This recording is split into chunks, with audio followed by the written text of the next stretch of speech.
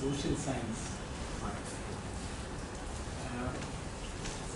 This is precisely raising the question, what quality learning really means, other than what Professor Rao has already explained. When such questions are raised, they relate to two things. One is the economy that we experience, and then the power. Power and economy are combined, and then that constitutes a knowledge area called political economy. We are asking political economy questions to quality learning.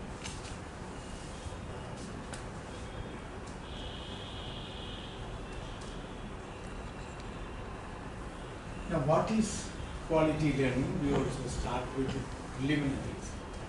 India's poor quality teaching learning is a belief so entrenched today that we almost hesitate to question it. All of us are obsessed with quality, but rarely we ask what quality means. For we feel that its attributes are self-evident and universal. There is no universally accepted definition of quality teaching or learning. Teaching, learning, science does point to certain ways, means, measures, and parameters of effective learning. That's what Professor Rao has very clearly put across. Cognitive science does differentiate levels of learning, but without privileging one level over the other. In philosophy of education, quality of teaching, learning is subjective, unstable, and differing in time and space. What is to be learned or what competencies are to be acquired seem to differ from period to period, for each socio-economic system seems to have its own needs. Who decides them? This is a political economic question. Who decides what competencies are important? Who decides what quality means? Who decides what needs to be done? What needs to be done for improving the quality? This takes us to the political economy of quality learning. Now, learning as conceived in critical social theory. Critical social theory raises fundamental questions relating to political economy of institutions, ideas, relations, processes, etc. in a society. Learning is a mental process, but institutionally and structurally controlled by social power relations and government interests. We are leaving the cognitive science part. We all know that there would be neurological imbalance in the case of learners. There is no uniformity about the neurochemical or neuromechanical processes. Maybe the efficiency part of it would be different. But such differences would get cancelled out against one another. So we leave them. But we ask certain very general questions about the situation. So learning, although is a mental process, it's institutionally and structurally controlled by social power relations and dominant interests. The social power relations and dominant interests shape the institutions, shape the academic programs, shapes even the techniques of teaching, processes of learning, methods of evaluation, and so on. These are not purely based on the science that we talk about, the science of teaching, the science of learning. What are the impositions on conditions of learning, the institutional practices of learning? Professor Rao has been talking about the ideal meanings, measures and parameters. What should be the actual conditions for effective learning? What should be the actual processes of effective teaching? What should be ideal assessment and so on. But the next moment, we are compelled to find fault with institutions across the country, sometimes even institutions across the world, although there is a comparative advantage about institutions in developed countries. Here comes the political economy factor. Institutions are not free to practice cognitive science or practice pedagogical science as ordained by the highest part of knowledge relating to it. What factors are intervening? Why some of the institutions are relatively better? Why some of the institutions are relatively backward? These are not solely decided by the abilities of teachers and the capabilities of students. Certainly these relate to the instituted practices of learning, teaching and evaluation in the institution concerned. It's not again the limitations of the managerial part of the institution. Limitations relating to the institutional facilities, although there could be reasons of that. But much more than that, there is a leavening influence of the socially, politically and economically contingent factors. They shape the overall practices of learning, overall situations of the conduct of educational institutions. Now, these are theoreticians. I will just quickly go through them, but there is no time, there is no need either for going into the details. Now, Horkheimer, the lead of critical theory, inspired critical pedagogy as developed by thinkers such as Prof. Henry Leon, Shaw, Catherine Wheeler, Peter McLaren, Stanley Arnowitz, and others. Critical social theory of education raises two questions. Who decides what is quality learning? Who decides what needs to be done for improving quality? The answer to both is dominant economy. Any social system would be a combination of several unevenly evolved economies. But these unevenly developed economies are structured by the dominance of one economy, and we call that as the dominant economy. According to critical social theory, quality learning is the one that nurtures reason, critical consciousness, political desire for emancipation, confidence in the social potential for emancipation, a moral imperative to struggle for it. These are important for qualitative improvement of collective living, qualitative improvement of social conditions of human existence, for which these capabilities should be there. These are also competencies, but ethically driven competencies or value driven competencies. Quality learning means understanding critically and theoretically for radical practice or collective social action. Professor Rao explained the general matter relating to critical consciousness, and it forms part of Bloom's taxonomy. But it is possible to differentiate levels of critical consciousness. For example, there is a very general kind of ethical criticism, which is called pragmatic criticism. The pragmatic value criteria relate to general ethical notions. Things should be of democratic in nature, and there should be some sense of egalitarianism. There should be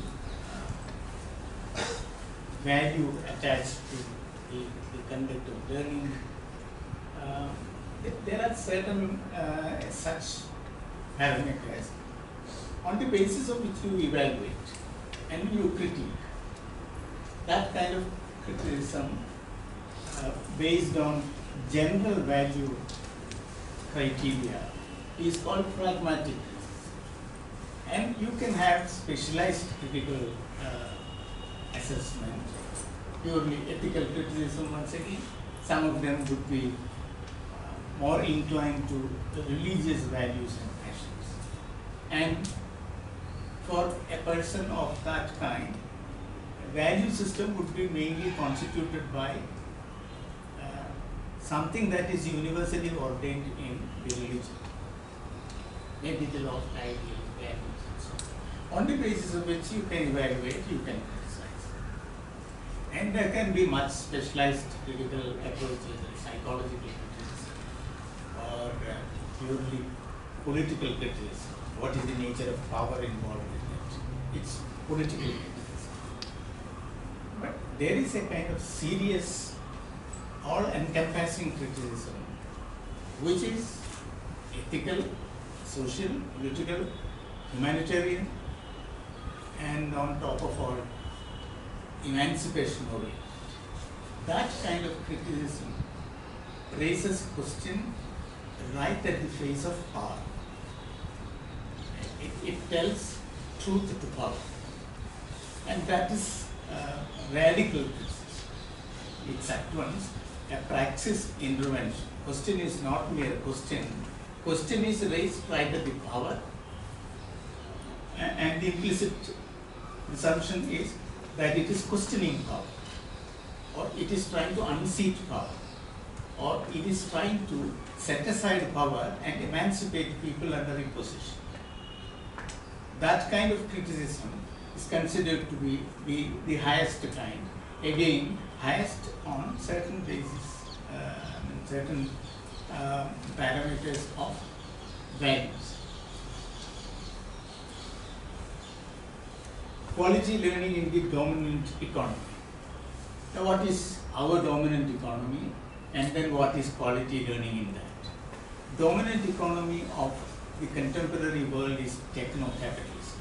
Political economy would learn our dominant economy as techno-capitalism is one of the versions of capitalism. Capitalism, you all know, is a major world-encompassing economy which has been growing, and now we have reached a phase where it has to be identified as technology-driven.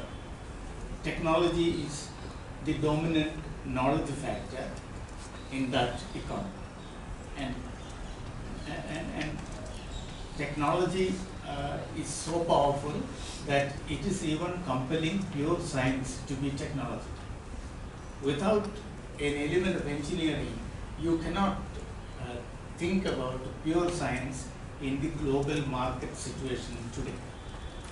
For example, in pure discovery science, a scientist might come out with the discovery of a new molecule, but the economic interest of our times is to see how this molecule can be pushed into a pharmaceutical industry, to know the possibility of developing the new molecule as a drug. Diversification of the knowledge item, new knowledge, or the component of discovery science into commodities is the question today. It's not pure knowledge which is important, but the capability of new knowledge to diversify itself in the form of multiple commodities which will help you maximize the difference between cost and price, which will help you facilitate accumulation of profit. That is the economy we are living. Techno-capitalism has opened up the site of knowledge as a new form of accumulation, trading in the innovative knowledge and creativity well known today as intangible assets. It generates 4/5 of the total global returns. That's the reason why we call it global economy of the dominant. Techno-capitalism is the dominant economy, because it is in one way or other incorporating all other subordinate economies, or it is co-opting the other economies. Sometimes it is subordinating, subjecting, or even destroying the inferior economies. That's the type of relationship which exists in the structure of unevenly evolved economies. And we identify dominant economy as the structural outcome of the relationship across these unevenly developed economies, and it has the dominant power. It decides what other economies should do. When an economy is co-opted by the dominant economy would decide how these subordinate economies should function. Creativity being the most highly priced commodity, intangible asset or intellectual asset is both commodity and capital in the economy. This is very important. In the present day economy or present day phase of capitalism called techno-capitalism, science and technology constitute the most significant component. And even in that, creativity or innovativeness is quite important, as I illustrated in the case of the discovery of molecule, how discovery science is constrained to go ahead with engineering for manufacturing new commodities. That is not just a process, but an inescapable imposition on every student, every science student, every engineering student. And naturally, an engineering student or a science student is not autonomous in terms of deciding taste, interest, aptitude, what, and is not free to learn effectively just based on the meanings, measures and parameters of good learning. We know science of good learning, but a student is not really free to decide whether one should be inclined to the stipulations of the latest pedagogical science for experiencing good learning. There are other external compulsions which I identify as the political economy compulsion. Heavily dependent on technology, it constrains science to be technology. Corporate houses controlling experimentalist establishments are compelling scientists to transform their discoveries into inventions. Forming into corporate houses, it has evolved a new form of industrial organization. Now research is not just an academic exercise confined to the university or research institutions. You have transnational corporations running huge research establishments, huge experimentalist research establishments wherein thousands of young scientists are employed along with thousands of engineers.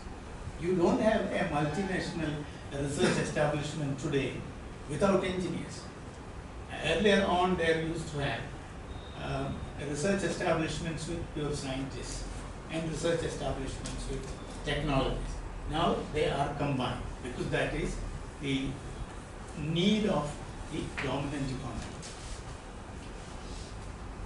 Sectors such as nanotech sensors and transmitters, biotechnology and its diverse fields such as genomics, synthetic bioengineering, bioinformatics, biopharmacology, and advances in computing and telecommunications are what techno-capitalism promotes. Generally, we have a wrong impression that these are new areas manifesting as a result of academic pursuits. It's not like that. These are not areas opened up naturally through the academic pursuits of research. These are areas constituted actually by the dominant economy. These are structured outcome of the dominant economies imposition.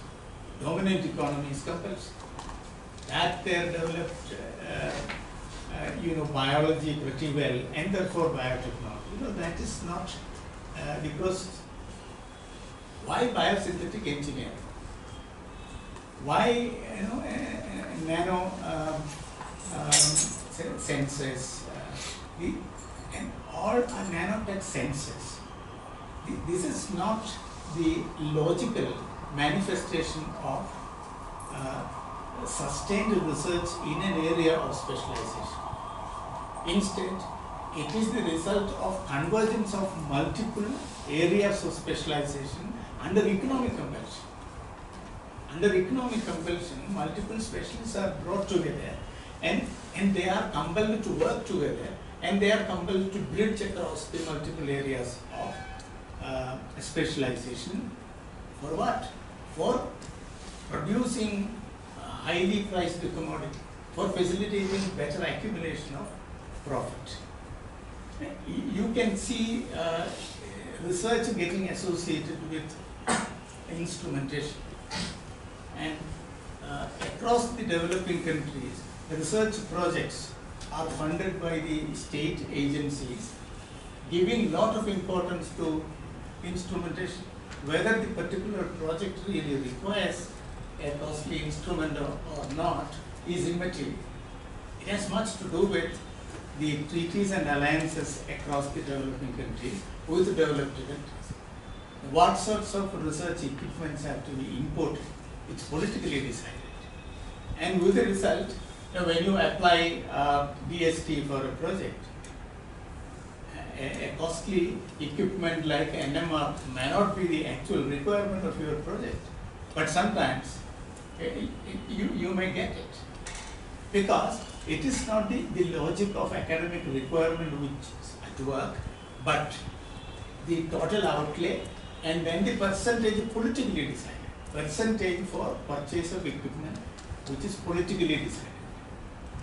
And I know the case of a university where I had administrative experience, at least 40% of the costly equipments in the university remain idle, either not utilized at all or terribly underutilized.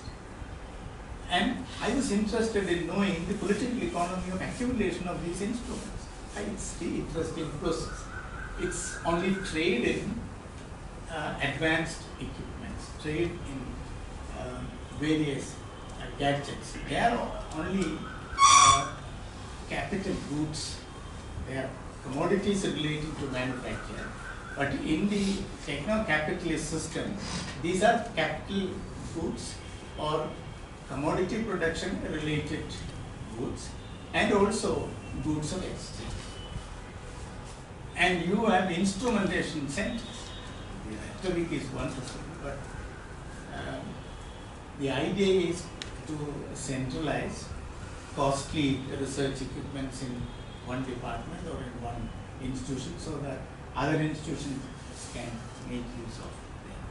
But instrumentation center has become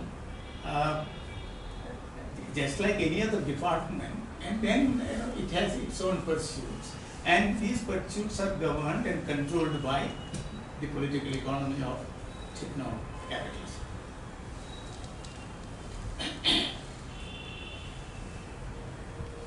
Quality learning, according to techno-capitalism, is one that results in the attainment of competencies essential for effective participation in it. Here one can see the clear hiatus between what you consider as ideal good learning and then learning under the imposition of the dominant economy. Whether you like it or not, certainly your preference is to get placement, to get an effective placement, whether you get a chance to accomplish good learning or not.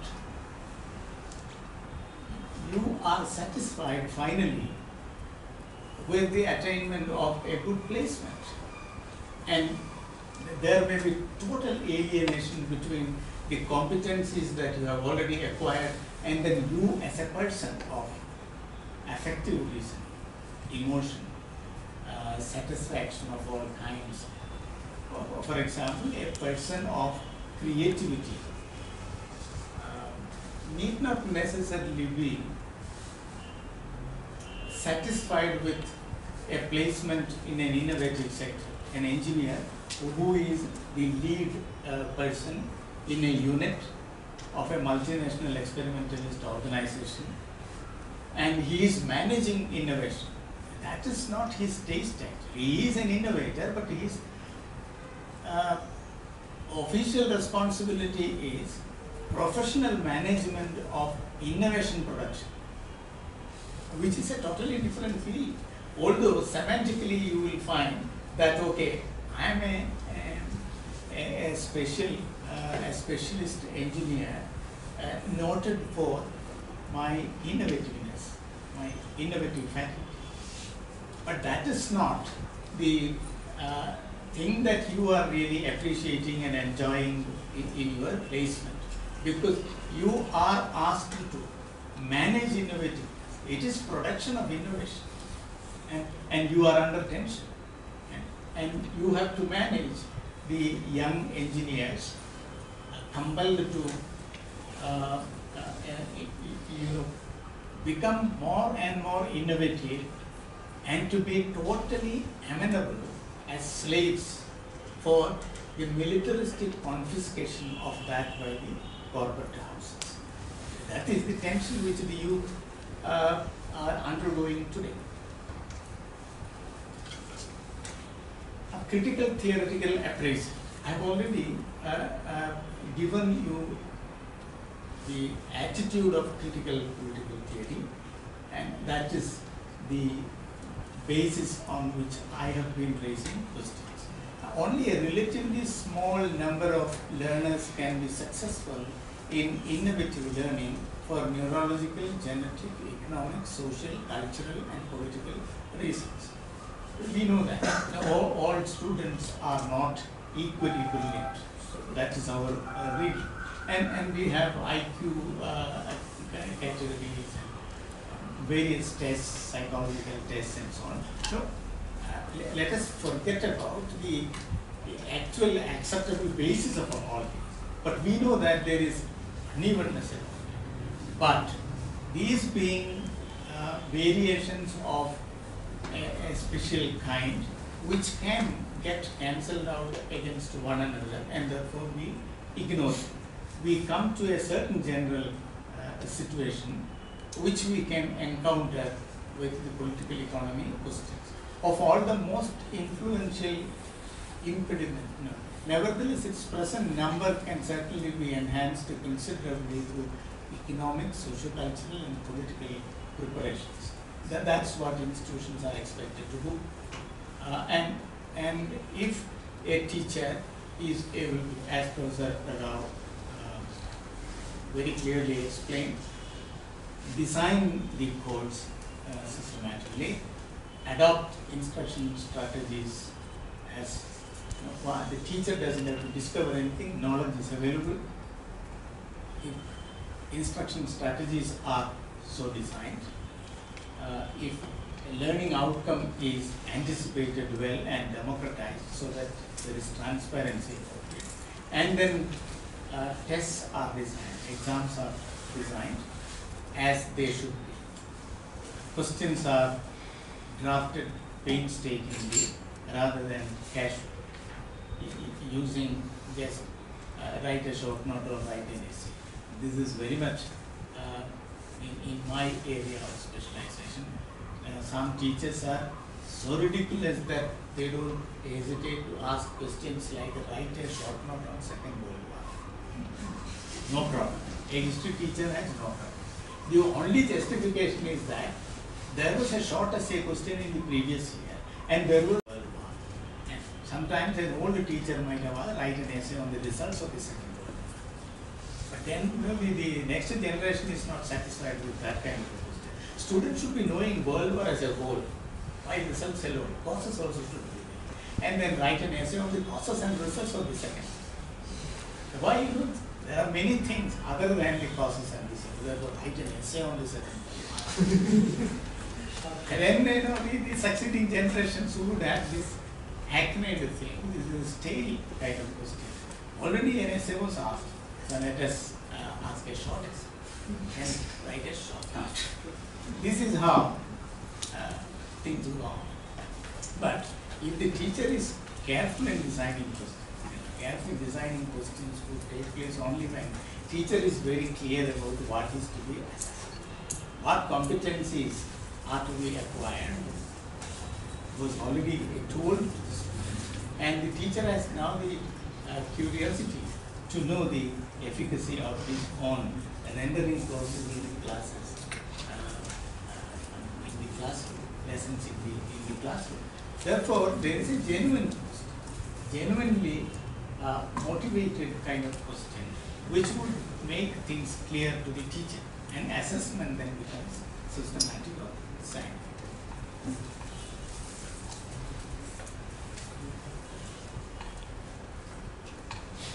Of all, the most influential impediment is that of the dominant economy itself. Now, why these are not taking place? From Professor Rao's class, it is quite clear that we have profoundly enunciated knowledge, time-tested knowledge in the field of learning and in the field of teaching. Although brain mechanism is a long way off, we haven't got command over neuroscience to that extent. But otherwise, we have time-tested level of knowledge, but that knowledge is not put to practice. We cannot find fault with the teachers. It's part of an institutional practice. Institutional practice is not just because of the character of the institution. It's because of the character of the economy, and it then becomes a political economy question. There cannot be an institution 100% committed to all these parameters of good learning. It won't be possible. We'll come to that towards the end.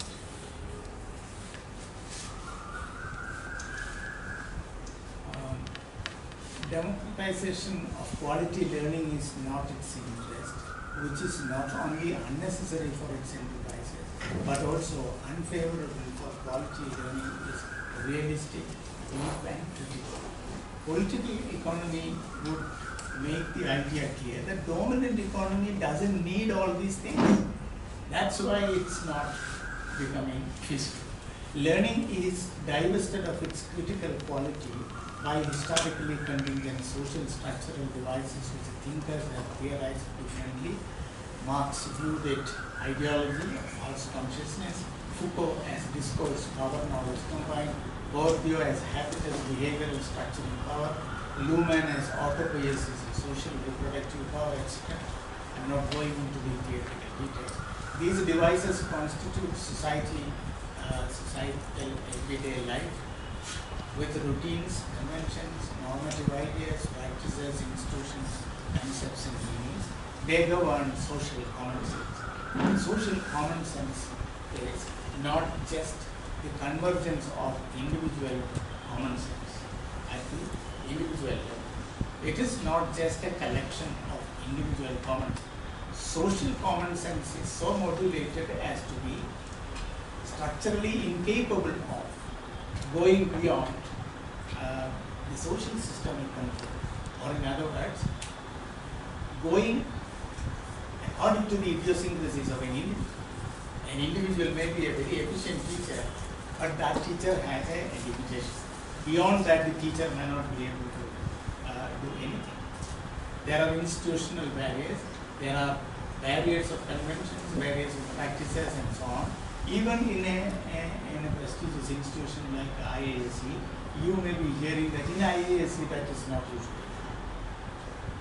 So, from where that convention has come, if you historicize it and also go into the process of its coming into being, then we will go out of this institution and will reach the foundation of literary art. Learning has to wrench itself away from these shackles to be self-consciously realist and critical process of cognitive encounter. critical consciousness, I say, the radical kind of critical consciousness is not required for the conduct of the dominant economy. In other words, it is in a way antithetical to the dominant economy's function, because it will expose truth to power. It will question power. It will facilitate the ways and means of emancipation. Learning becomes an emancipatory struggle. Then there is a type of encounter or confrontational relationship with power. That kind of a situation is not what the dominant economy needs. And in late capitalism, in techno-capitalism, it's all the more militaristic, and nobody has any freedom to be critical beyond the pragmatic, shallow level criticism. If one is radically critical, he or she has no place in the corporate house. Corporate house has no time to take care of your revolutionary interests. You go out. This is an entirely different situation. It is a kind of enslavement, but at the same time with very high payment. You are paid well, and you are made 100% responsible to what you do. Whether you are under tension or not, it's immaterial. You are expected to fill in the target, complete the target. You are given the target, there is transparency about it, there is no hiding of the thing. But in morning you may receive an electronically generated letter that your service is no more required. Or you are placed to a different unit and your salary is enhanced to this. You have made the lead of the unit, and these are all impersonal communication. You have no manager to go and complain. Who is issuing the order, you do not. Electronically sophisticated, highly advanced, but techno-militaristic setting where you forget values of democracy. You forget what is the meaning of autonomy. You forget the meaning of freedom. You get reduced to a robot which is fixed into a large and complex system where a micro-level specialized function of higher efficiency is expected from you, and you are fixed in that slot. That is the setup, wherein quality learning means your ability to be a very suitable component in the companies, in the system. There may be 10,000 engineers, and you are put in a specific place where you have acquired the competencies, workshop skills, whatever. You are ideal for that. There, you function as a robot, not as a human being with the passions, values, and critical consciousness. The moment you give importance to your critical consciousness, you are out.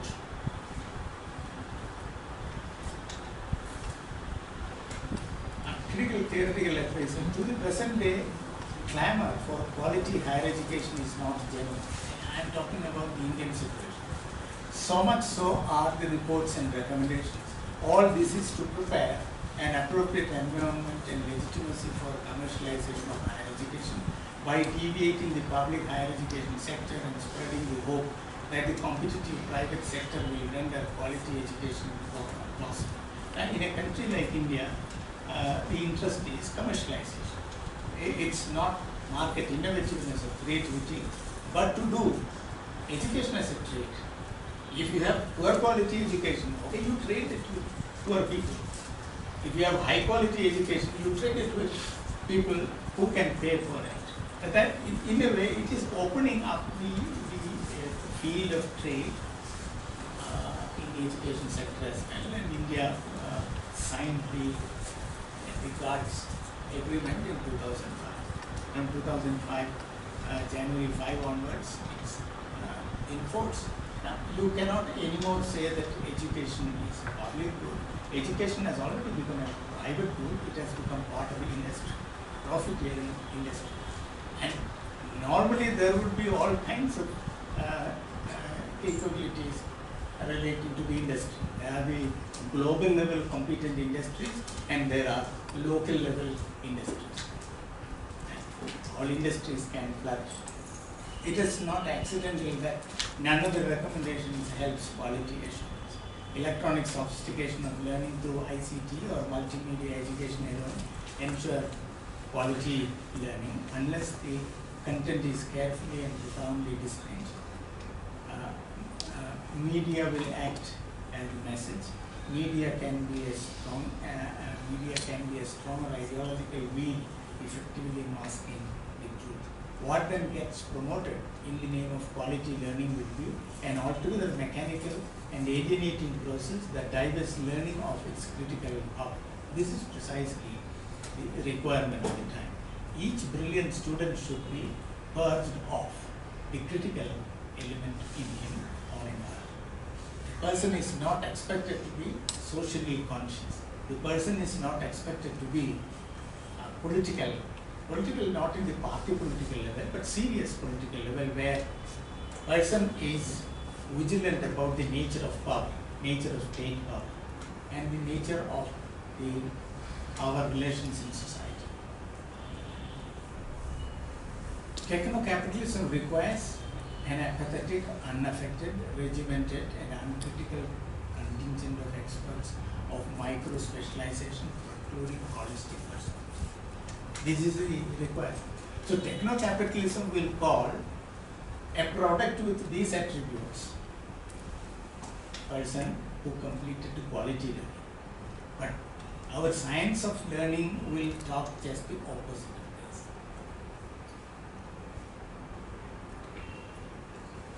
What the dominant economy needs is well-disciplined, workaholic, and apolitical youth trained in various skills.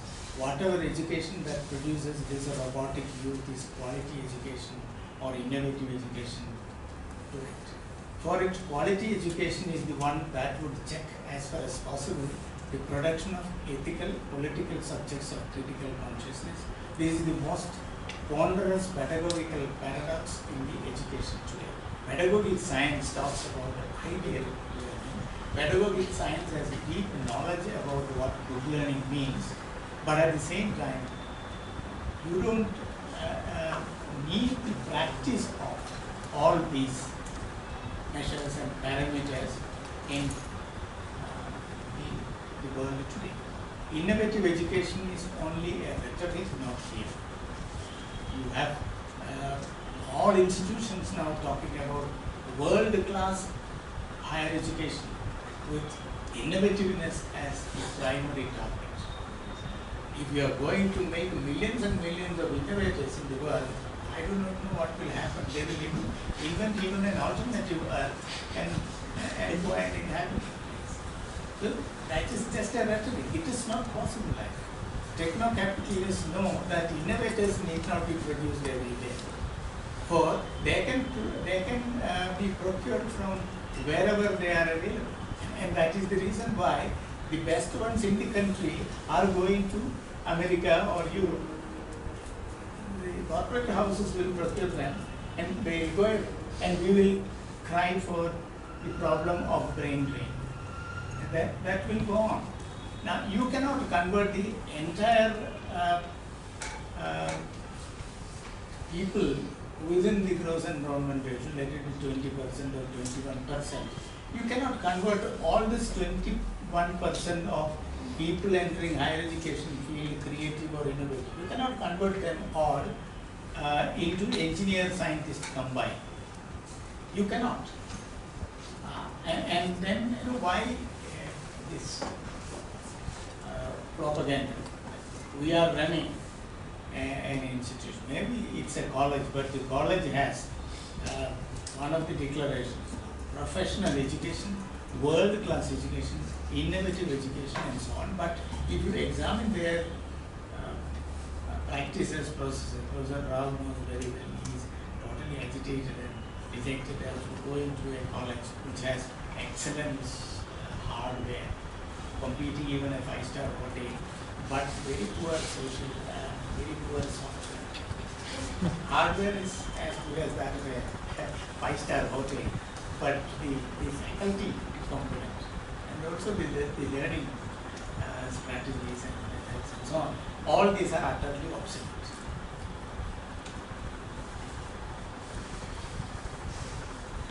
corporate houses have globally established a powerful techno-military complex of electronic sophistication and juridical devices for confiscating the intangible assets and gaining monopolistic control over them through the purchase of patents and intellectual property rights. And nobody is thinking seriously why all of a sudden, for the last 10 years, the world has become obsessed with IPR and patents.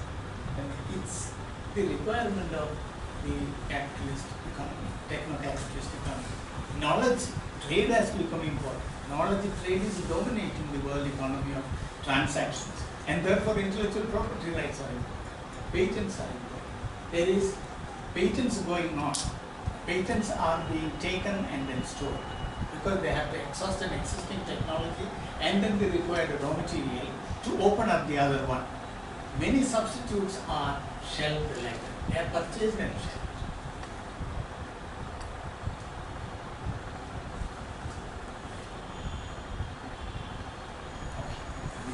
These are the references. So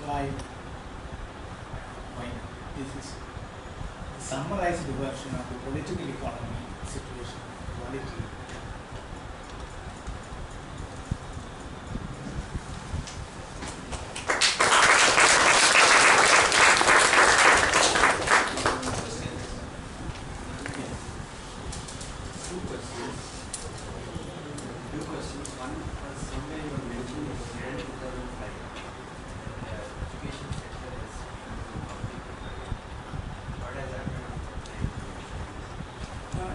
India used to accept education as a public good, but once India signed the general agreement on tariff and service in January,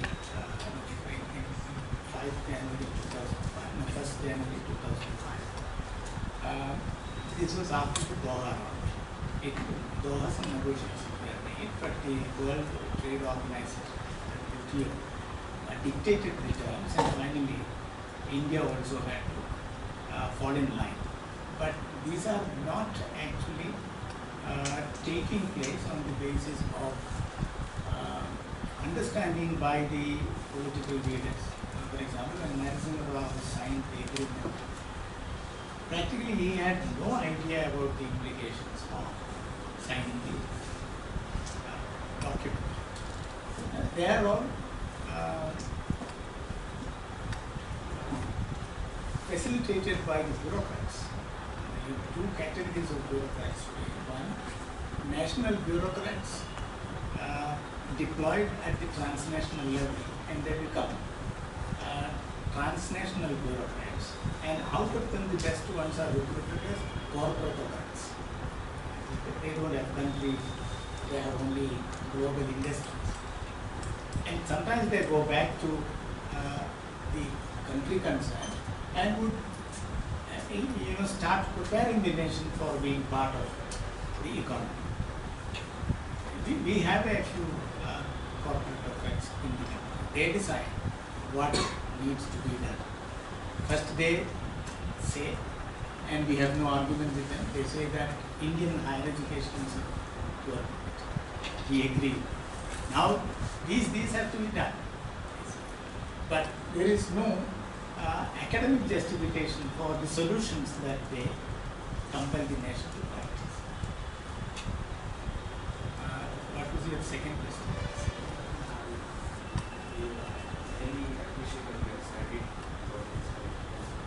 Anything to come out of it, its impact on whether education is learning, quality.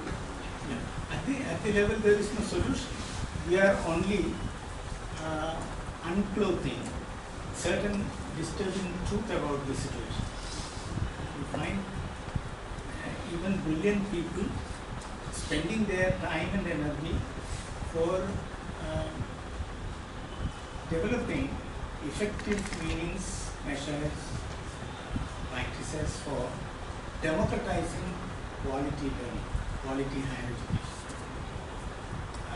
But some clever guys are using all this as part of the rhetoric, and they go about prescribing things for making the nation suitable for the techno-capitalist enterprises.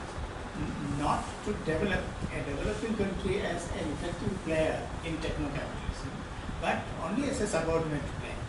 The relationship will remain the same, just as some parts of the body are anatomically, or all parts of the body are anatomically designed. Feet will never become head. Like that, there is a global structure of developed nations. Developed countries will sustain themselves, developed at the expense of the development resources of the developing countries and underdeveloped countries. Underdeveloped countries will remain underdeveloped. As feet will remain as feet, the body constitution.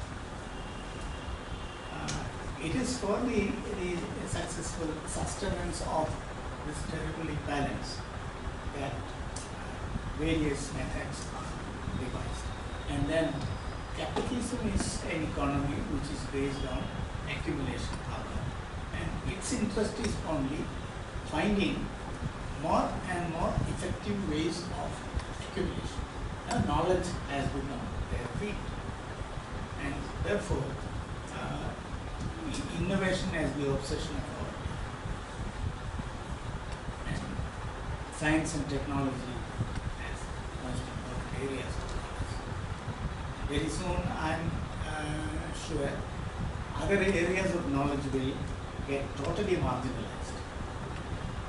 Some chief ministers, some 10 years, N.G. Ramachandran in Tamil Nadu, and Telugu Desam leader, Chandrababu. They said social sciences are generally useless, and history is the most useless and dangerous one. The second part is really right. Chandrababu Naidu said it rightly. History is a very dangerous subject because concoction of history alone can make people happy. If you speak truth about history, then it will lead to shedding blood. There is a problem. But you can bamboozle people into wrong versions of history, and then sometimes they get united on the basis of this, and they become emotional and fight against one another. But anyway, these subjects are going to be useless because social science will have these sort of problems, and they will go into the critical aspects, and they will come out with dangerous aspects of knowledge, which will not help a candidate acquire money, a brilliant student acquire money. Sometimes he or she will get over-inspired by these sort of ideas and will join one of the extremist factions and will dream that, okay, he or she will be able to liberate the country. You have several such brilliant people. I am not saying that political economy therefore is a very dangerous subject. If you bamboozle brilliant people and compel them to join the extremist revolutionary factions, emancipation agenda.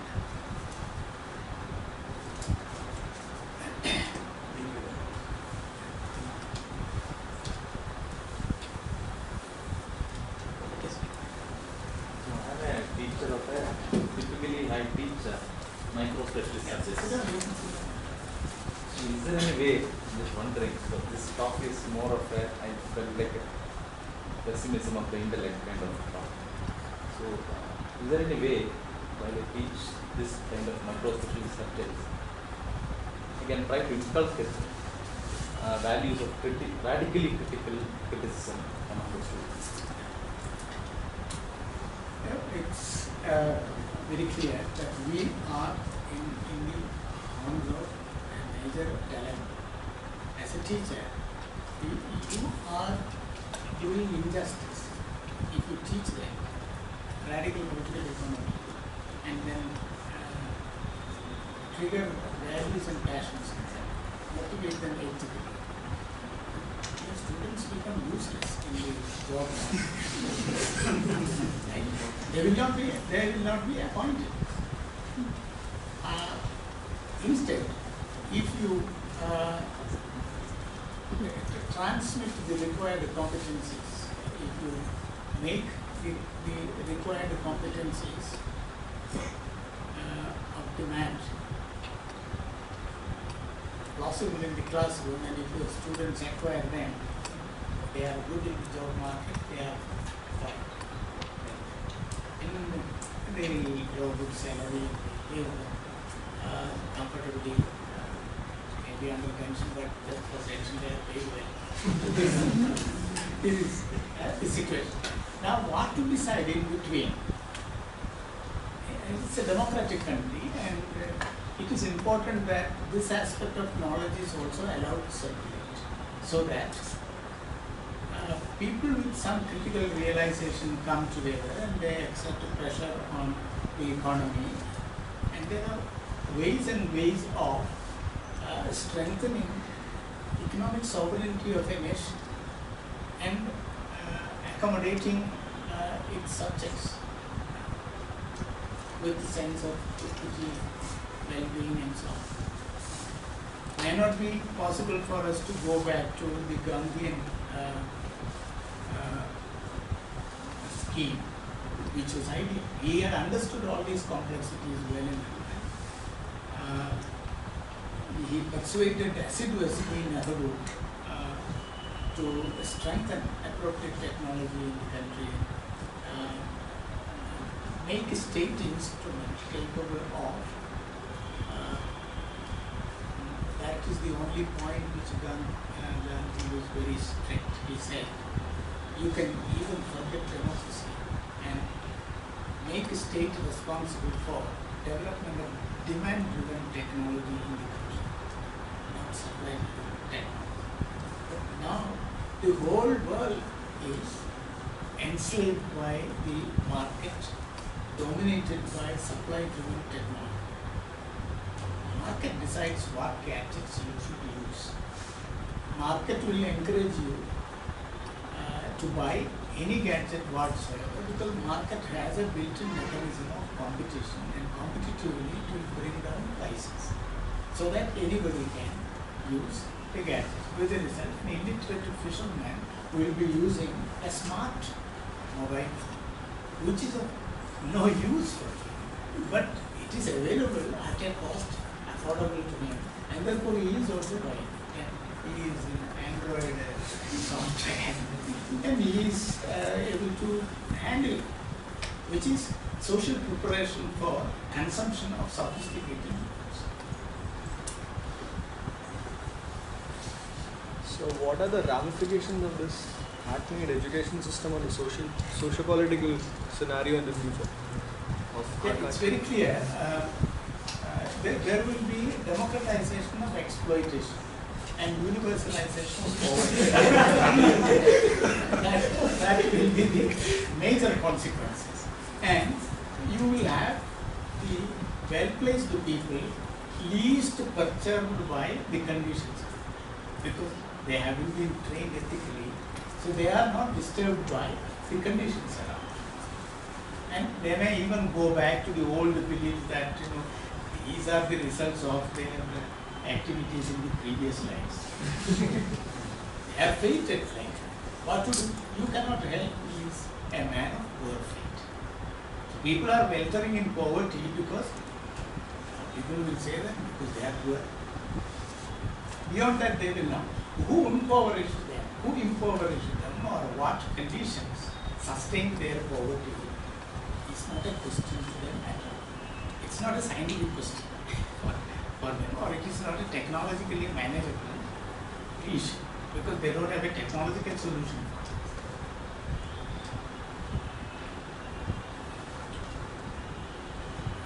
As a counter argument, if you look, you can take America as an example of a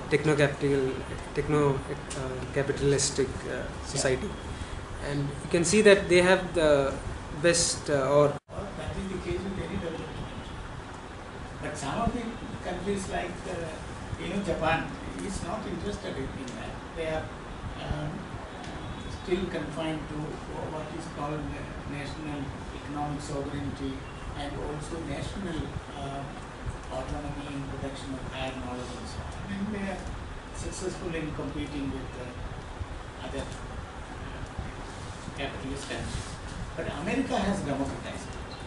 That is the powerful democracy. America has opened it. And any competent person can join and then contribute to the growth of corporate industries and subsidize techno-capitalism. For that, they are paid well. But if you go by nations, then there is a serious problem of brain drain. You find a sad situation of exponential decay here. If you take the present situation, the way youngsters are trained and the way youngsters are given placements. The best ones are, the best engineers are produced in the country in IITs, maybe here also. Anyway, but no, they are recruited. These students are recruited on the basis of national level, and the best ones are. And only the secondary type would be recruited by the other colleges and institutions and so on. Once they complete their BE, BTech, whatever, then they are recruited by the multinational companies, campus recruitment, and they are recruited. The nation has lost the best ones at a premature level. Then some of them who didn't get placement like that would join MTech there, but they would go on trying a fellowship or the other in the foreign country, and some of them will get. So again, the best ones out of them have gone out. They have gone out to do MTech there. Others will remain here, they will do MTech in either IITs. Some of them will not get placement in admission in IITs, they will do it elsewhere, ordinary engineering colleges. After MTech, again there is a purging, filtering. The best ones will again go out for PhD, writing and competing for one fellowship or the other. But some of them will fail there. They will do PhD in IITs or in some other universities. And after PhD, some of them might become really competent, and the best ones are again filtered out. And then the remaining will apply for the assistant professorship in the IIT and other engineering colleges, and they will become assistant professors. Now the present scenario is, if you talk about the average situation, the first-rate students in IITs are being taught by third-rate youngsters, because the first and second-rate youngsters are abroad. And nation is permanently deprived of having any say in the domain of creativity, because the potential ones are recruited at a premature phase. This is the dangerous kind of brain. They are not allowed to be important. Some of them would flourish where they go, but often under tension. But under a relief of huge salary, they spend their life. Some of them may be tired of this and will go and take abroad and will do PhD, and also again they are in the same track. But in one way or other, they are able to satisfy their academic inquisitiveness. But they are forced for the nation. Once in a while they come to our country as part of their holiday, not for enhancing national economic development. This is a situation. Individually, it is good. In the case of intellectually good individuals, and they are well placed. But there is a sad side of it. The nation could have facilitated that accumulation within, had it been capable of serving economic sovereignty, and had the politicians in the existing democratic structure been really committed, there could have been better growth with a sense of equity. Now, equity is a word which is alien to politicians who become ministers in the economic portfolio, trade portfolio. They look after trade, import, export, this, that, and so on. But they don't know the meaning of it. They don't want or they don't have. So to know this is important for a citizen. I am talking about quality citizen. And in earlier phase, when people were thinking about the problem that we are discussing, people more learned and wiser than ourselves, they have been really conscious about the nation, society, poverty eradication, social mobility. All these were part of their agenda. It's not like all birds are not capable of flying high. Some of them will rest on the branches. They perish. Right? Survival of the fittest. And the fittest go abroad and survive there. Others will enter in poverty and there will be better raw materials for exploitation. This is only a point to be realized. I am not saying that this knowledge is ideal knowledge, although our knowledge about quality learning or good learning, it certainly requires a certain level of autonomy, and you find people extremely creative if they are allowed to be in a setting of flexibility, and they come up with great contributions.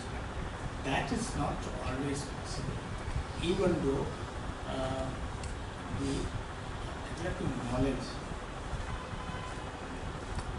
better democratization, ways and means of good learning or high quality.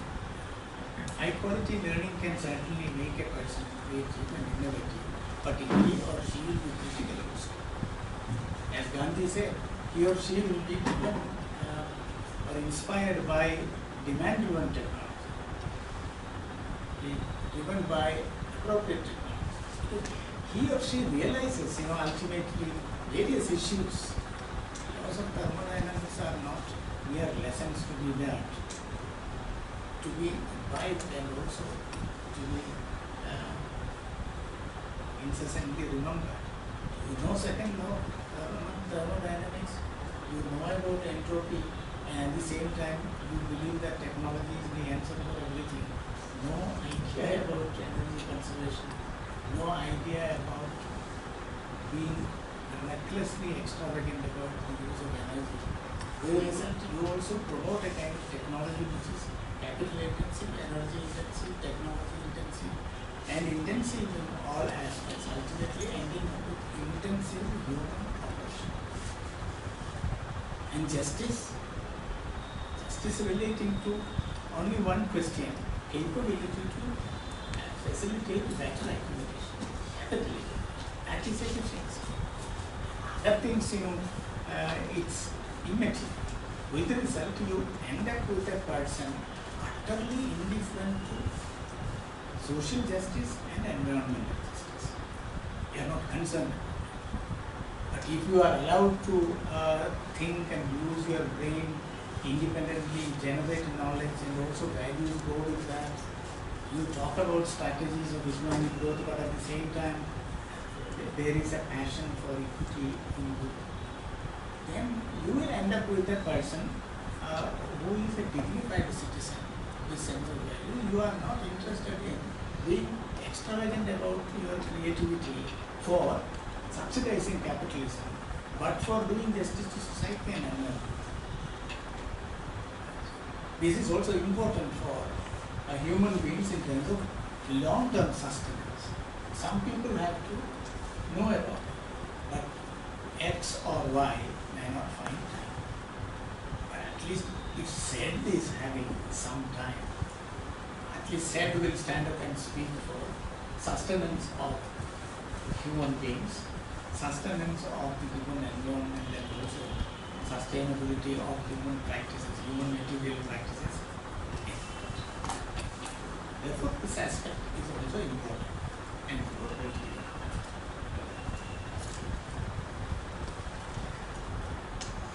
That this material will be circulated, you can ponder over that and develop your critical thinking. It's not anything final. It's only one level of knowledge. One may be able to go beyond that. That's what creative flourishes are required.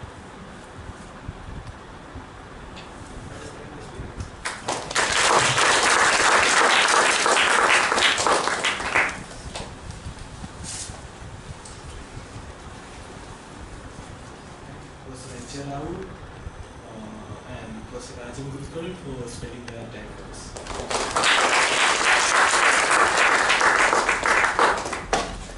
And I thank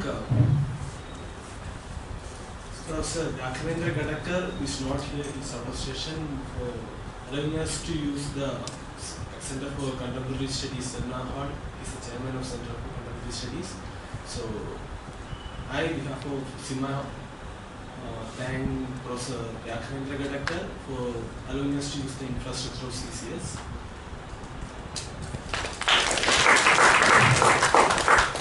I thank Dr. Bidastar Das for helping us in logistics and helping us in conducting this program, and the staff of CCS who have helped us in the logistics and helped us in the smooth functioning of this program. So I, on behalf of SIMA,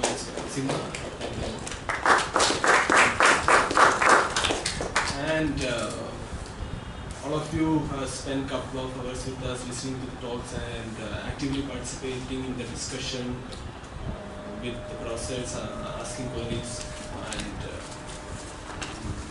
asking doubts in the session. So I thank all of you for spending your time with us. Thank you. And we look forward for the participation of all of you in the upcoming discussion, panel discussion on this topic quality learning, as we have announced. There will be a panel discussion conducted by SIMA, where students, people among us, discuss, debate on the topic quality learning, so that I hope you will get more outcomes from that. So we're looking forward, volunteers from you will participate in that discussion also, so that we can make this talk this evening more productive. So hoping you to volunteer for the discussion and turning up for that discussion also. We'll inform you about the dates and venue of the discussion soon. So, and we'll be circulating the video of today's lectures and a short transcript of what we are discussing on this evening. So thank all of you on behalf of SIMA, Science Institute Malaria Association, for being here. Thank you all.